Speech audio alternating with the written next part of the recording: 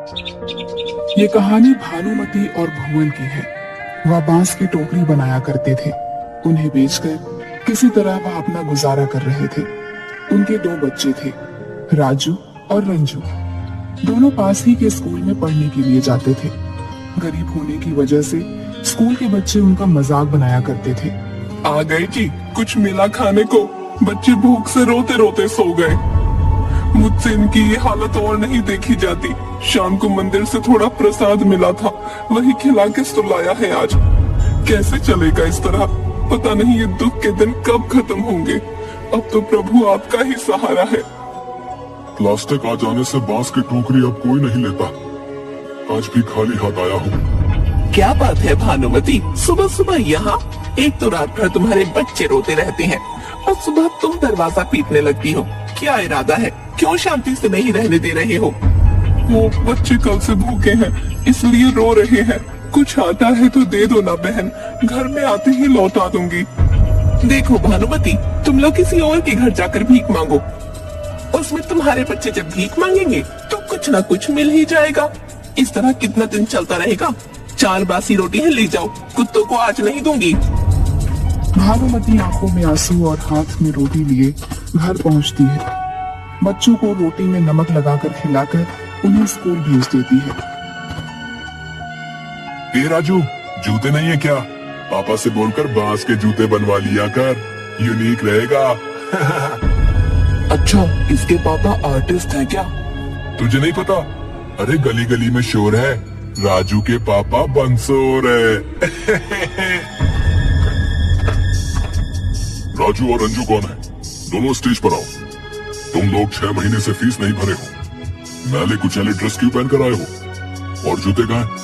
तुम्हें मालूम है ना कि चप्पल यहाँ अलाउ नहीं है? जी सर, हमें मालूम है कि चप्पल अलाउ नहीं है यहाँ, लेकिन हमारे पापा बहुत गरीब हैं, उनके पास पैसे नहीं हैं जूते खरीदने के लिए। और तुम्हारा रंजू, तुमने क्यों नहीं पहने जूते? ड्रेस में प्रेस भी नहीं किया हुआ है। तुम दोनों के पास प्रॉपर किताब भी नहीं है। जी सर, राजू मेरे भैया हैं, हम दोनों के पिताजी एक ही हैं। देखो बच्चों, ये एक प्रतिष्ठित स्कूल है। यहाँ के कुछ नियम और कायदे हैं जिसको फुलफिल करना हम सबकी जिम्मेदारी है। आज से तुम दोनों स्कूल नहीं आओगे। मैं अभी तुम्हें ट्रांसफर सर्टिफिकेट दे रहा हूँ। पापा से कहना कि म्युनिसिपल कॉर्पोरेशन के स्कूल में नाम लिखवा लें। स्कूल से दोनों को टीसी देकर निकाल दिया जाता है। राजू और रंजू दोनों रोते रोते घर पर आते हैं। शाम में जब भुवन आता है तो उसे पता चलता है कि उसके दोनों बच्चों को स्कूल से निकाल दिया गया है। अरे ऐसे कैसे कोई टीसी दे देगा? कल मैं तुम्हारे स्कूल चलूंगा।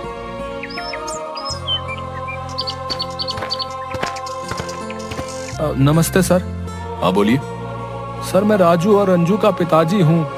सर, पैसे की कुछ तंगी है, इंतजाम होते ही दे दूंगा। अच्छा, तो तुम ही राजू और रंजू के पिताजी हो। आज तक कभी भी तुम्हारी फीस टाइम पर स्कूल को नहीं मिली। तुम्हारे बच्चे का पहनावा जोकर जैसा है। पैर में चप्पल, जूता कभी नहीं पहन के आए। फटे पुराने बिना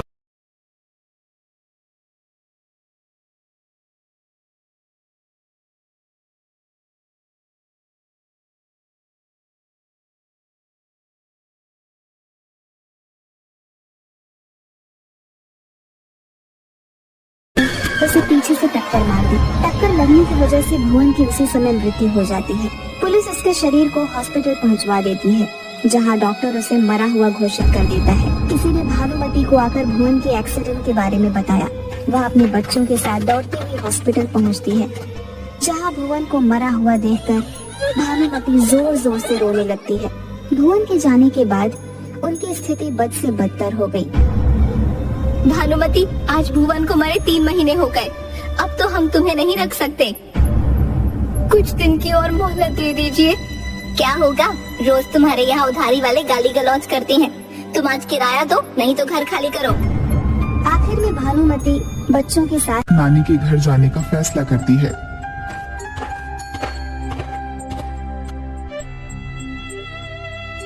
नानी का इतना बड़ा घर है, लगता है कभी हवेली रही होगी। क्या हमारे नाना जी इतना अमीर थे? हाँ बेटा, लेकिन तेरे नाना जी के पिताजी और तेरे नाना कुछ काम नहीं कर सके। और बेच बेच कर जिंदगी चलाई। दोनों के जाने के बाद नानी यहाँ रहती थी, लेकिन उनकी मृत्यु के बाद तो अब ये सिर्फ खंडहर हवेली ही हमारे पास है। दिवाली आ रही है, इस बार हम नाना जी की इस हवेली को साफ सफाई कर दीप जलाएंगे। ठीक है बेटा, इतनी बड़ी हवेली को साफ करने में 1 सप्ताह से कम समय नहीं लगेगा।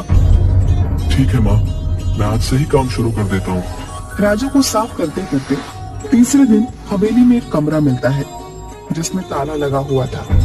राजू आकर अपनी माँ से पूछता है, माँ, वो बंद कमरा जो पीछे है, उसकी चाबी कहाँ है? पता नहीं बेटा, वो कमरा मैंने आज तक खुलते हुए नहीं देखा।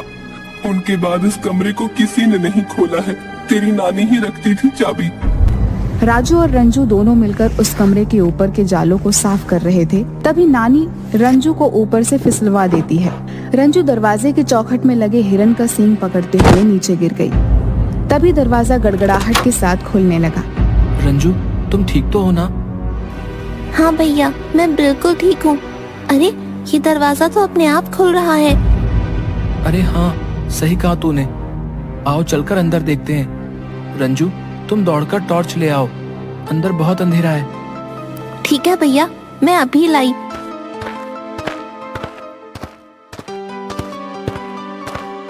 ये लो टॉर्च, चलो अंदर चलकर देखते हैं क्या है। भैया बहुत अंधेरा है, मुझे तो डर लग रहा है, कोई भूत प्रेत ना हो। जितना जल्दी हो यहाँ से चलो। अरे क्यों डर रही है? और मुझे भी डरा रही है। चुपचाप मेरे पीछे चलती आओ। भैया क्या है? तूने तो मुझे डरा ही दिया।